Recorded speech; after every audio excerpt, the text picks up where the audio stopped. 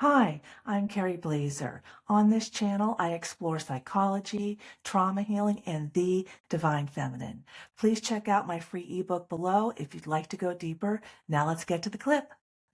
My intuition had told me to do so many crazy things, and what I had to learn about my intuition is that my intuition tells me what I need to hear to take my next step. And I'm going to use the movie The Matrix as an example. In the first movie, Neo goes to see the Oracle, and he asks the Oracle, "Am I the one?" And the Oracle says, "You're not the one."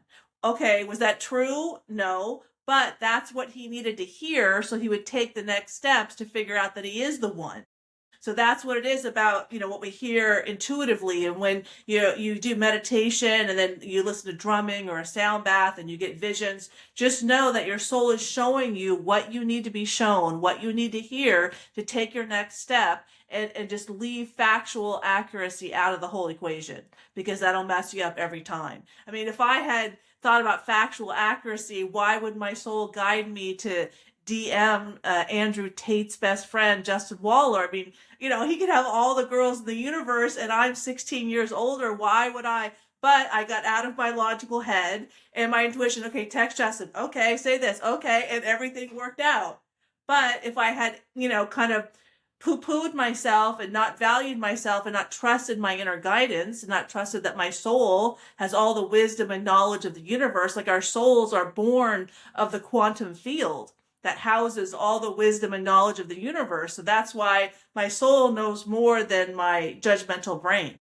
Right, right. Um, so we have to leave our spirits open. And unfortunately, Western society and Western cultures do discourage that. And the patriarchy discourages that. And so I and myself am turning towards more Eastern things. I've always believed in the yin and the yang, which can be equated to the light and the dark, and Carl Jung's shadow and light, Yeah. and and to physics, every action has an equal and opposite reaction, and energy never dies. It may change It form. doesn't, it's all it does is it changes. So I had 35 years of debilitating lower back pain, and that came from my wounds from my childhood, right?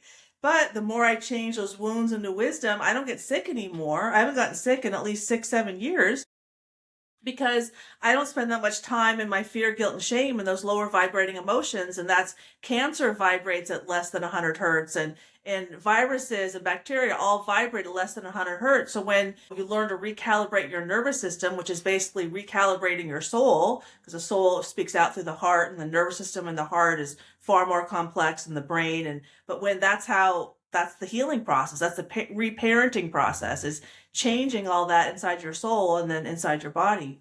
But as you're finding out, the more you spend time in love, compassion, and enlightenment, those higher vibrating emotions, then your illnesses go away. If this resonated with you, please consider subscribing for more conversations about psychology, healing, and the divine feminine, and pick up a free copy of my ebook below. Take care.